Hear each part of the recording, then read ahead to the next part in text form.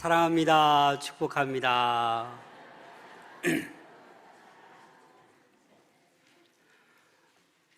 여러분, 인생을 이렇게 말합니다. 우리 인생을 나그네 인생이라고. 천년만년 살지 아니하고 때가 되면 이 세상을 떠나기 때문에 나그네 인생이라고 합니다. 동의하십니까? 예수님께서 마지막 유언을 마태복음 28장 19절에 이렇게 얘기했습니다. 그러므로 너희는 가서 모든 민족을 제자로 삼아 아버지와 아들과 성령의 이름으로 세례를 주고. 다시 말해서 저와 여러분들은 이 나그네 인생을 살아가면서 어떻게든 제자를 삼으라는 거예요. 그 말은 뭡니까? 저와 여러분들이 뭐라는 거예요? 제자라는 전제 조건이 있는 것입니다. 여러분, 예수님을 따르는 제자 맞으십니까? 맞으십니까? 그런데 우리가 제자인지 그냥 따라가는 팬인지 아니면 팬도 아닌지 우리는 살펴보아야 합니다. 그래서 카일 아이들먼이 쓴 팬인가 제자인가 라는 책에서 이렇게 말하고 있습니다. 지극히 자기 주관적인 기준으로 남과 비교해서 스스로 제자라고 착각하는 사람들이 의외로 너무나도 많다. 무슨 말입니까? 제자도 아닌데 제자인 것처럼 착각하면서 그 인생을 살아간다라는 것입니다. 실상은 팬에 불과한 사람들이 너무나도 많다라는 것입니다. 오늘 이 시간 내가 주님을 따라가는 팬인지 정말 참된 제자인지 스스로 나의 모습을 발견할 수 있기를 소망합니다. 왜냐하면 우리의 삶이 50년 남았는지 5개월 남았는지 아무도 알지 못합니다. 그래서 참된 제자의 길을 걸어갈 수 있는 우리 모든 성도들 될 수 있기를 부탁드립니다. 이 팬이라는 정의는 열광적인 지지자입니다. 그래서 열정적으로 누군가를 좋아합니다. 그래서 팬은 자기가 좋아하는 어떤 스타에 대해서 모든 것을 알고 있습니다. 신상을 다 알고 있고 그 좋아하는 스타의 모든 것들을 구입합니다. 하지만 정작 개인적으로는 아무것도 모릅니다. 혼자서만 좋아하고 혼자서만 열광적인 팬이 되어서 쫓아다닙니다. 팬은 단순한 열광을 진정한 헌신으로 착각합니다. 팬은 제단 앞에 나아가 믿음을 고백하지만 실제로는 따르지 않는 사람입니다. 그래서 믿음만 있고 따름이 없으면 제자가 아니라 팬인 것입니다. 여러분들도 믿기는 믿는데 예수님을 따라가지 않는 삶이라면 그냥 팬에 불과하다라는 것입니다. 어떻게 말하면 팬조차도 안 되는 성도도 있을 수 있습니다. 사실 이 팬과 제자를 구분하기가 쉽지 않습니다. 왜냐하면 팬도 제자도 열심히 교회에 나옵니다. 열심히 예배를 드리고 열심히 찬양을 하고 열심히 기도를 합니다. 그래서 누가 팬인지 누가 제자인지 구분할 수가 없어요. 여러분들 구분하실 수 있습니까? 여러분들은 팬입니까? 제자입니까? 그 차이는 이 구원의 감격, 이 영생의 소망을 가지고 날마다 기쁨으로 예배하며 찬양하며 기도하는 그 사람이야말로 참된 제자인 것입니다. 예수님이 제시하는 그 기준을 따라서 살아가는 사람, 그 사람이 참된 제자입니다. 오늘 본문에서는 이 참된 제자가 어떤 사람인지 몇 가지를 말씀해 주고 있습니다. 그러나 이 부분들이 어찌 보면 우리에게 너무나도 무겁게 다가올 수 있습니다. 하지만 이 진리의 말씀을 바로 깨닫고 참된 제자의 길을 뚜벅뚜벅 걸어갈 수 있는 우리 모든 성도들 될 수 있기를 소망합니다. 오늘 본문에서 먼저 예수님께서 그 빌립보, 가이사라 여러 마을로 지나실 때 제자들에게 이렇게 물었어요. 사람들이 나를 누구라 하느냐? 제자들이 어떤 사람은 세례 요한, 어떤 사람은 엘리야, 어떤 사람은 선지자 중에 한 사람이라고 하더라고요. 예수님이 물으셨어요. 그럼 너희는 나를 누구라 하느냐? 이렇게 질문하면 여러분 어떻게 합니까? 삐죽삐죽 서로 눈만 쳐다보면서 대답을 잘 안 하잖아요. 제자들도 그랬던 것 같아요. 너희는 나를 누구라 하느냐? 그러니까 그 중에 다들 말 안 하고 있어서 누가 말을 해요? 수제자 베드로가 자신 있게 얘기합니다. 주는 그리스도이십니다. 마태복음 16장 16절 한번 볼까요? 한번 같이 읽어보겠습니다. 시작. 시몬 베드로가 대답하여 이르되 주는 그리스도시요 살아계신 하나님의 아들이시니이다. 아멘. 너무나도 완벽하게 얘기한 거예요. 베드로가 주는 그리스도이십니다. 주님은 살아계신 하나님의 아들이십니다. 이렇게 얘기하자 예수님의 마음이 어떻겠어요? 그래, 나를 쫓아다니니까 뭔가 다르긴 다르다. 선지자 중에 하나로 보지 않고 제대로 알고 있구나. 그래, 나는 살아계신 하나님의 아들, 너희의 구원자 그리스도다 라는 제자들의 말에 너무나도 마음이 흡족했을 겁니다. 기뻤을 겁니다. 그래서 그 말을 듣고 나서 예수님께서는 비로소 지금까지 한 번도 얘기하지 않으신 그 말씀을, 그 계획을 말씀하고 있는 것입니다. 그 말씀이 무슨 말입니까? 31절입니다. 함께 읽겠습니다. 시작. 인자가 많은 고난을 받고 장로들과 대제사장들과 서기관들에게 버림받아 죽임을 당하고 사흘 만에 살아나야 할 것을 비로소 그들에게 가르치시되. 여러분, 지금까지 제자들이 알고 있는 예수님은 어떤 분입니까? 병도 고치고 귀신도 쫓아내시고 선포하는 말씀에 권세가 있고 죽은 자도 살리시는 그런 예수님이에요. 제자들 마음은 어떻겠습니까? 의기양양, 내가 선택받은 게 잘 됐어. 이렇게 최고의 모든 능력과 기적을 베푸는 그 예수님의 제자니까 얼마나 여러분 이게 어깨가 힘이 들어가겠습니까? 그런데 그럴 줄만 알았는데 지금 예수님께서 죽음을 예고하는 거예요. 내가 이제 많은 고난을 받고 버림받고 죽임당하고 하지만 내가 사흘 만에 다시 살아날 거다 라고 말했는데 제자들 입장은 어떻습니까? 이 마지막 제일 중요한 다시 살아난다, 사흘 만에 부활한다, 이 말은 들리지도 않은 것 같아요. 그냥 고난당하고 버림받고 죽임당한다는 그 말에 이 제자들은 어떻게 되는 거예요? 멘붕이 온 거예요. 화가 나는 거예요. 내 계획, 내 생각과 틀려지니까 지금 화가 나는 거예요. 예수님 도대체 그게 무슨 말입니까? 말도 안 되는 무슨 그런 말을 합니까? 예수님이 왜 고난을 당하셔요? 능력이 있는 분이. 예수님이 왜 죽으셔요? 그래서 이 베드로는 어떻게 합니까? 이 말을 듣고 32절 함께 읽겠습니다. 시작. 드러내놓고 이 말씀을 하시니 베드로가 예수를 붙들고 항변하매. 이 항변하다, 이 항변하다라는 헬라어가 에피티마오라는 단어인데 어떤 의미가 있냐면 꾸짖다라는 의미가 있어요. 그래서 이 베드로가 너무나도 어이가 없고 말도 안 되는 얘기를 하시니까 예수님에게 어떻게 하는 거예요? 항변하는 거예요. 뭐 하고 있어요? 예수님을 감히 꾸짖고 있는 거예요.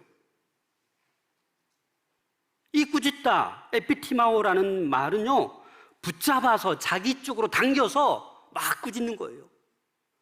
아마 옷을 잡아당겼을 수도 있죠. 예수님 정신 차리세요. 무슨 말 하는 거예요? 농담이시죠? 왜 예수님이 죽어요? 왜 고난당해요? 지금 빨리 예루살렘 입성해서 우리가 지금 높은 자리에 앉아야 되는데 무슨 말 하시는 거예요? 지금 이렇게 예수님께 무례하게 꾸짖고 있는 것입니다. 팔레스틴 문화에서는요, 제자가 선생을 꾸짖는다는 것은 상상하기 어려운 거예요. 제가 학창시절만 해도 어디 감히 선생님을 꾸짖어요? 아무 소리 못하고 때리면 맞고, 억울한 일 당해도 맞고. 그래서 그 영화의 유명한 단어 있지 않습니까? 부산 사투리. 너그 아버지 뭐 하시노? 그러면서 막 때리잖아요. 여러분, 이 예수님의 이 죽음의 예고를 선포하자 충격을 받아서 스승과 제자 관계조차도 잊어버린 거예요. 그래서 베드로가 꾸짖는 거예요.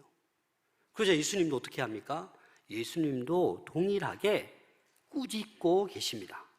33절 말씀 함께 읽겠습니다. 시작. 예수께서 돌이키사 제자들을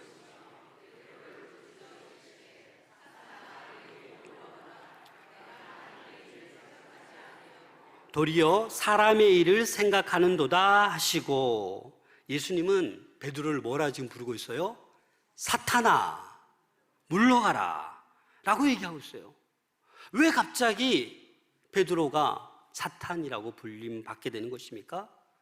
불과 몇 분 전만 해도 정말 예수님께 그 고백을 잘해서 너무나도 예수님의 마음을 기쁘게 흡족하게 했는데 무슨 일 때문에 이렇게 된 것입니까? 마태복음 16장 23절에 보면 예수께서 돌이키시며 베드로에게 이르시되 사탄아 내 뒤로 물러가라 너는 나를 넘어지게 하는 자로다. 이 사탄아라고 부른 이유를 말하고 있는 거예요. 이 베드로가 지금 예수님을 어떻게 하고 있는 거예요? 넘어지게 하는 자로 갑자기 바뀌었다라는 거예요. 예수님께서 40일 동안 금식하시고 마태복음 4장에 보면 이 마귀가, 이 사탄이 시험하잖아요. 왜 시험합니까? 예수님을 넘어뜨리려고 세 가지 시험을 하잖아요. 그처럼 지금 베드로도 지금 예수님께서 하나님의 뜻대로 십자가 지고 고난받고 그 길을 걸어가는데 못 가게 막는 거예요. 넘어지게 하는 거예요. 그래서 예수님께서는 베드로를 향해서 사탄아 내 뒤로 물러가라 라고 말씀하고 있는 것입니다. 베드로가 예수님을 감히 꾸짖은 그 꾸짖음을 예수님도 베드로에게 단호하게 꾸짖고 계십니다. 그래서 우리는 참된 제자의 길을 걸어가기 위해서는 첫 번째로 사람의 일이 아니라 하나님의 일을 우리는 생각해야 합니다. 여러분들, 우리가 생각을 참 많이 하잖아요. 하루에 우리가 6만 번 정도 여러 가지 잡다한 생각을 한다고 합니다. 얼마나 많은 생각을 하는지 몰라요. 그 생각 때문에 우리가 피곤하고 힘들고 기쁨이 없고 슬프고 화나고 막 그러지 않습니까? 근데 우리가 이 참된 제자는 사람의 일을 생각하는 것이 아니라 뭘 생각해야 돼요? 하나님의 일을 생각해야 한다라는 것입니다. 이 베드로도 자신의 생각과 하나님의 생각이 틀린 거예요. 베드로가 생각한 그리스도는 뭡니까? 강력한 그리스도. 모든 병자를 고치고 모든 귀신을 쫓아내고 무엇이든지 할 수 있는 분. 그래서 모든 적들로부터 이스라엘을 독립시켜줄 그런 왕으로 오실 그 예수 그리스도만 생각하고 있었는데 고난당하고 버림당하고 죽는다라고 생각하니까 지금 화가 나는 거예요. 오히려 스승 예수님을 꾸짖고 있는 것입니다.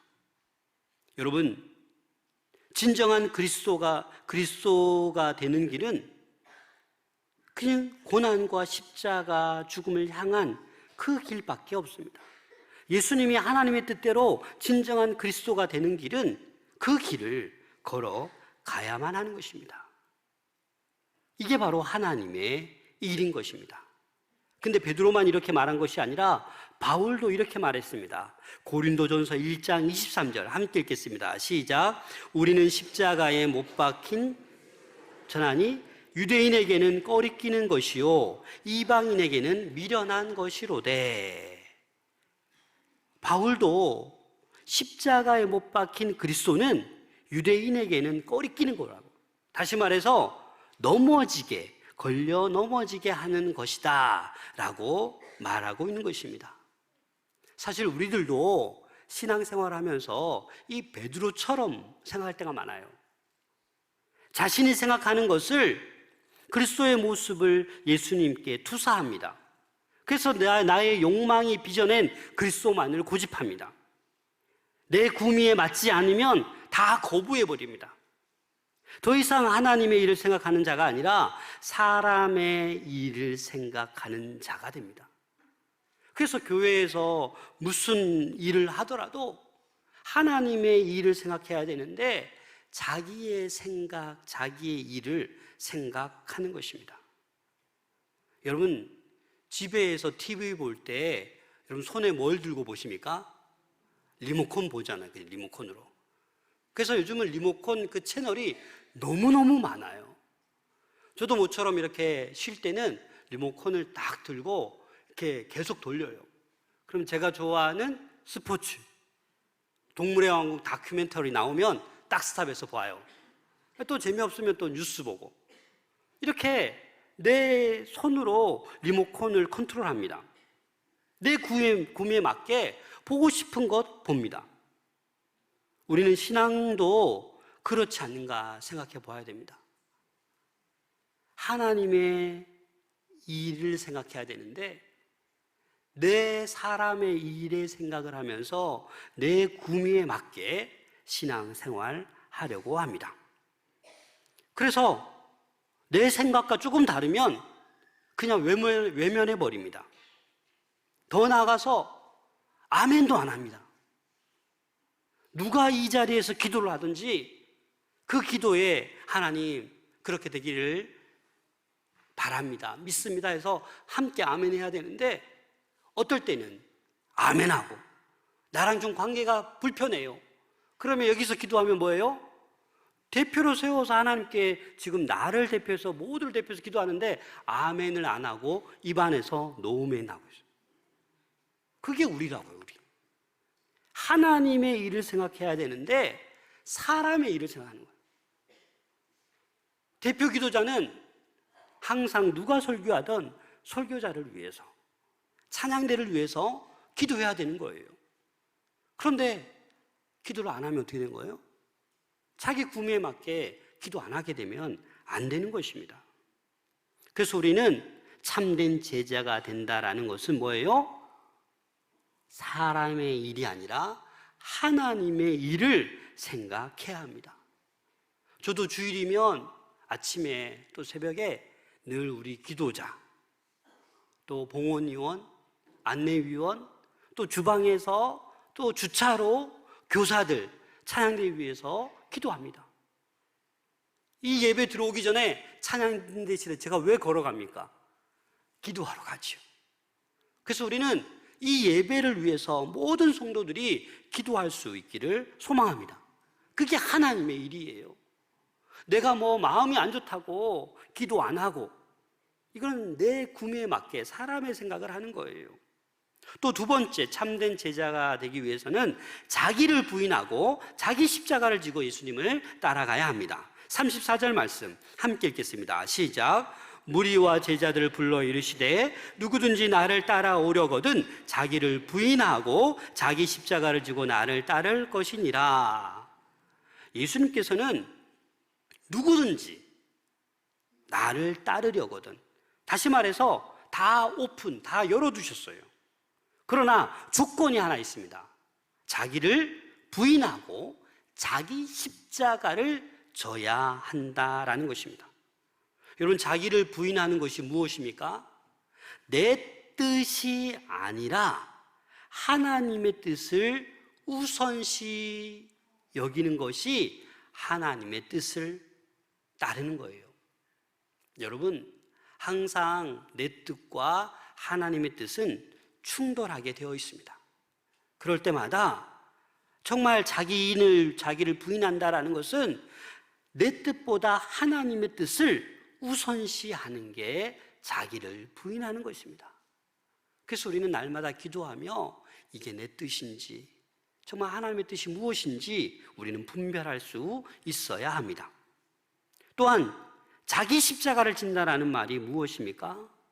여기서 자기 십자가는 목걸이 예쁜 십자가, 또 뭐 손에 쥐어지는 예쁜 십자가, 이런 십자가가 아니에요. 이 십자가는 처형의 도구입니다. 그래서 이 큰 십자가, 다시 말해서 죽음까지 각오하고 주의 길을 따라오라는 거예요. 죽음까지 각오하고 예수님과 복음을 위해서 목숨을 잃을 각오를 하고 따르라라는 것입니다. 이 제자들이 어떻게 됐습니까? 겟세마네에서 예수님이 체포되실 때 이 제자들은 다 어디 갔어요? 다 도망갔어요. 다 흩어졌어요. 자기를 부인하는 것, 제자들은 부인할 생각이 없어요 지금. 왜요? 자기 자신이 과시되기를 원하고 있었어요. 그래서 제자들이 서로 싸웠잖아요. 누가 높으냐, 누가 예수님 좌우에 설까 하고 자기들끼리 존재감을 드러내고 자아를 포기하지 못하고 그렇게 서로 다투었습니다. 우리의 모습도 그럴 수 있습니다. 예수님을 따라가는 제자라고 하면서도 팬에 불과하고, 아니 팬조차도 되지도 못하고 자신의 어떤 출세, 부귀영화를 위해서 우상에게 기도하듯이 그렇게 신앙생활하고 있지는 않습니까? 참된 제자는 하나님의 뜻을 위해서 내 뜻을 포기하는 거예요. 하나님의 뜻에 내 뜻을 맞추는 거예요. 그게 참된 제자의 길입니다. 그래서 이 자기 부인의 핵심은 내 삶을 통해서, 내 인생을 통해서 무엇이 드러나느냐에 달려있는 거예요. 나의 삶을, 나의 인생을 통해서 예수 그리스도가 드러나야 되는 줄로 믿습니다. 그래서 자기 십자가를 지고 나를 따라오라. 그 십자가의 수치와 모욕, 고통과 그 죽음일지라도 그 십자가를 지고 우리는 따라가야 한다라는 겁니다. 그럼 오늘날 저와 여러분들이 이 십자가를 진다라는 게 어떤 의미가 있겠습니까? 다시 말해서 복음을 전하다가, 예수를 위해 복음을 전하다가 순교할 각오라도 해야 된다라는 거예요. 여러분, 지금 이슬람 국가나 저 오지에서 선교하는 분들은 순교의 가능성이 높은 분들이에요. 우리 케냐의 최광선 선교사님 통화했는데 해발 1500m가 더 높아요. 이 우리나라의 높은 산 정상에서 계속 살고 있는 거예요. 그러니까 어지럽기도 하고 막 힘들대요, 어떨 때는. 목숨 걸고 선교하는 거죠. 지난주에 제가 총회 선교부 정책 세미나가 있어서 대전에 갔다 왔는데, 거기에서 오래전에 우간다 선교사로 계시다가 총을 맞았어요. 총을. 다행히 다리에 맞으셔가지고 생명 건지셔서 선교 못하고 귀국하셨는데, 지금 총회 선교부에서 귀한 사역을 하고 계시더라고요. 너무 오래간만에 만나서 이 안부를 묻고 이렇게 보고 왔습니다. 그래서 우리는 이 십자가를 진다라는 것은 어찌 보면 복음을 전하다가 순교할 각오까지 한다라는 거예요. 또 우리는 선교까지 안 나갈지라도 각자가 짊어지고 가야 할 십자가가 우리 모두에게는 있습니다.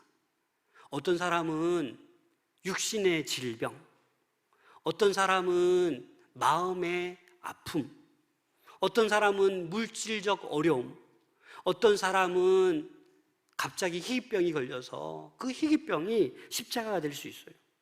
어떤 사람은 자녀가, 어떤 사람은 속 썩이는 남편이, 뭐 이런저런 십자가가 될 수 있습니다. 그게 바로 내가 지고 가야 될 십자가인 것입니다. 힘들지만 그 십자가를 지고 가면 결국에는 그 십자가가 놀라운 영광이 될 줄로 믿습니다. 그래서 우리는 어떠한 육신의 아픔이 와도 절망하지 말아야 돼요. 포기하지 말아야 돼요. 멀쩡하다가 암에 걸렸잖아요. 그래도 포기하지 말아야 돼요. 그게 나에게 주어진 십자가라고 보시면 돼요. 그래서 그 십자가를 짊어질 때 기적적으로 회복되는 일도 지금도 일어나고 있는 거예요. 근데 포기하고 절망하면 사실 암도 아닌데, 오진했는데 진짜 암 걸린 것처럼 마음이 다운되고 절망되면 죽어간다라고 말하지 않습니까? 또 참된 제자가의 길을 걸어갈 때 우리에게는 구원, 영생이 주어지게 됩니다. 우리 35절 말씀 다 같이 읽겠습니다. 시작. 누구든지 자기 목숨을 구원하고자 하면 잃을 것이요, 누구든지 나와 복음을 위하여 자기 목숨을 잃으면 구원하리라. 예수님과 복음을 위해서 자기 생명, 목숨까지 기꺼이 드릴 때 구원하리라 라고 말씀하고 있습니다. 복음을 위해서 나의 시간, 나의 물질, 나의 정성 드릴 수 있어야 된다는 겁니다. 어찌 보면 세상적인 가치관으로 보면 내가 그 시간을 왜 거기에 쏟아부어야 돼? 내가 물질을 왜 선교하는데 보내야 돼? 어찌 보면 손해보는 것 같지만 절대 그렇지 않습니다. 영원한 생명, 영생 구원이 주어지기 때문입니다. 여러분들 새해 들어와서 계획을 세우지 않았습니까? 어떤 사람은 한 달, 벌써 2달이 지났어요. 어떤 사람은 1년, 어떤 사람은 5년, 10년 그렇게 계획을 합니다. 그 이후에 내가 어느 위치에 되어 있겠지. 하지만 여러분, 믿는 성도들은 50년, 100년 뒤를 생각하셔야 돼요. 다시 말해서 죽음 이후를 꼭 생각하셔야 됩니다. 이 땅의 삶이 전부가 아니라 우리에게는 영생이 있음을 명심할 수 있기를 소망합니다. 그래서 예수님께서는 지금 부활을 약속하시면서 제자들에게 죽어야 사는 원리를 지금 말하고 있는 거예요. 죽어야 된다. 죽어야 진정한 삶이, 영생이 주어진다라고 말하고 있습니다. 지금 의사 파업이 진행되고 있습니다. 참 안타까운 일이죠. 그래서 다른 거 다 제쳐두고라도 사실 의사는 사람을 살리는 사람이에요. 그런데 제일 똑똑한 사람들이 의사로 다 지원합니다. 왜 그렇습니까? 다 그런 건 아니지만 돈을 많이 벌기 때문에. 그래서 의사로 몰립니다. 돈 때문에 의사하면 망하는 거예요. 목회자도 마찬가지입니다. 돈 때문에 목회하면 망하는 거예요. 선교사도 마찬가지입니다. 돈 때문에 선교하면 망하는 거예요. 그래서 우리는 본질을 잃어버리지 않아야 돼요. 왜 우리가 이 땅을 살아가는지, 왜 우리가 열심히 일하고 열심히 신앙생활 하는지, 그 본질을 잊어버리시면 안 됩니다. 하나님께서는 우리에게 필요한 모든 것을 공급해 주십니다. 저희 교회가 선교하는 행복한 교회입니다. 제가 작년인가 저작년에 우리 장로님께 물어봤어요. 우리 교회가 선교하는데 몇 프로 정도 쓰십니까? 했더니 목사님 거의 20%에 가깝습니다. 그럼 별로 놀라지도 않으시네요. 1년 예산의 거의 20%를 선교와 구제에 쓴다는 것은 놀라운 거예요. 어마어마하게 놀라운 거예요. 그러면 교회가 살아나고 회복되는 거예요. 건강한 교회가 되는 거예요. 하나님의 원리는 내가 세상적 가치관으로 뭔가 자꾸 모으고 하잖아요. 한순간에 사라집니다. 하나님의 나라와 의를 위해서 귀하게 쓰여질 때 하나님은 하늘 문을 여시고 우리 모두에게 넘치도록 모든 것을 채워주실 줄로 믿습니다. 그래서 우리는 하나님의 은혜를 잊어버리면 안 돼요. 하나님의 은혜는 놀라운 거예요. 이 세상에 그 무엇도 하나님의 은혜보다 큰 것이 없어요. 아무리 명예나 물질이나 건강이나 그 어떠한 것도 하나님의 은혜에 견질 수가 없는 거예요. 왜냐하면 저와 여러분은 다 죽을 인생인데, 지옥 갈 인생인데 구원해 주셨잖아요. 그래서 뭐가 아까워요? 그 우리를 살려주신 그 은혜에 그 어떠한 것도 견딜 수가 없다고요. 근데 사소한 다툼이나 오해나 그런 것 때문에 다 주님을 포기하고 돌아서려고 하는 사람들이 혹시 있습니까?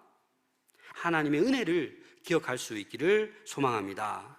36절, 37절 함께 읽겠습니다. 시작.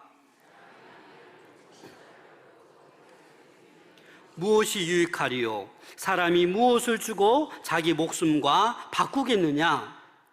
가끔 보면 돈을 위해 죽는 사람도 있습니다. 우리 목숨을 돈으로 바꾸면 얼마나 되겠습니까? 억만금을 줘도 죽은 사람에게는 아무 소용이 없습니다. 예수 믿는 사람들은 이 생명이 보통 생명이 아닙니다. 예수님의 그 핏값을 주고 산 생명이기 때문에 수천억을 줘도 바꿀 수 없는 귀한 생명이 저와 여러분들의 생명입니다. 그래서 우리가 그냥 이렇게 살아있는 것 그 자체가 엄청난 기적이고 엄청난 우리 스스로가 존귀한 사람이자 보물인 줄로 믿습니다. 그래서 우리는 예수님과 복음을 위해서 내가 가진 것이 잊어버리고 손해가 될지라도 내 목숨까지 잃는다 해도 그 예수님과 복음을 위해 살아갈 때 우리에게는 그 목숨보다 더 중요한 영생이 있음을 기억할 수 있기를 소망합니다. 그래서 참된 제자는 예수님과 복음을 위해 살아갈 때 부끄러워하지 않는 거예요. 그냥 언제든지 당당하고 자랑스럽게 생각해야만 합니다. 38절 말씀 함께 읽겠습니다. 시작. 누구든지 이 음란하고 죄 많은 세대에서 나와 내 말을 부끄러워하면 인자도 아버지의 영광으로 거룩한 천사들과 함께 올 때에 그 사람을 부끄러워하리라. 여기서 음란은 성적인 타락, 또 영적인 음행, 우상 숭배를 포함하는 말입니다. 여러분, 우리는 예수님과 십자가를 부끄러워하지 말아야 합니다. 사실 그 당시 십자가를 진다라는 것은 정치범, 중한 범죄를 진 사람에게 내려지는 형벌이기 때문에 정말 부끄러운 수치스러운 일이었습니다. 예수님을 부끄러워하면 예수님께서 종말 때 다시 올 때 예수님도 우리를 부끄러워하실 것이다 라고 말씀하고 있습니다. 여러분, 사실 저와 여러분들은 늘 복음을 전해야 됩니다. 그런데 부끄러워요, 안 부끄러워요? 부끄럽잖아요. 연습 안 해보고 전도 많이 안 해보면 절대로 전도 못합니다. 그래서 지금 3인 전도대를 만들려고 하는 거예요. 한번 나가보시라고. 저도 목요일 날 저는 혼자서 어디 갔는데 붕어빵 줬는데 샌드위치 2개 주고 커피까지 주는 거예요. 목사님이 여기까지 오셨냐고. 여기까지 오셨냐고. 제가 배로 받아서 왔어요. 배로 받아서. 다음에 우리 교회 꼭 한번 놀러 오시라고. 근데 느낌상 올 것도 같은데 기도 중입니다. 이 양덕동 지역에, 이 마산 창원에 우리 마산 동북의 모든 성도들이 예수님을 위해서, 복음을 위해서, 생명 살리기 위해서 이 복음을 전할 수 있기를 소망합니다. 그래서 복음을 전할 때 부끄러워하지 말아야 돼요. 나보다 돈도 많고 명예도 많은데, 아니요, 부끄러워할 필요가 없습니다. 로마서 1장 16절 함께 읽겠습니다. 시작. 내가 복음을 부끄러워하지 아니하노니 이 복음은 모든 믿는 자에게 구원을 주시는 하나님의 능력이 됨이라. 먼저는 유대인에게요 그리고 헬라인에게로다. 아멘. 복음을 전할 때 부끄러워하지 마십시오. 복음을 전할 때 반드시 구원의 능력이, 하나님의 능력이 나타날 줄로 믿습니다. 사랑하는 여러분, 지금 사순절 기간을 보내고 있습니다. 정말 우리가 제자가 맞는지, 참된 제자의 길을 걸어가고 있는지, 그냥 열광적인 팬에 불과한지, 아니면 팬도 아닌지, 여전히 사람의 일을 생각하고 하나님의 일을 생각하지 아니하고, 자기를 부인하지 못하고 자기 뜻대로 살아가고 자기 십자가를 지지 않고 살아가는 우리가 아닌지 돌아볼 수 있기를 소망합니다. 영생을, 구원을 기억하며 참된 제자의 길을 걸어가는 우리 모두가 될 수 있기를 소망합니다. 기도하겠습니다.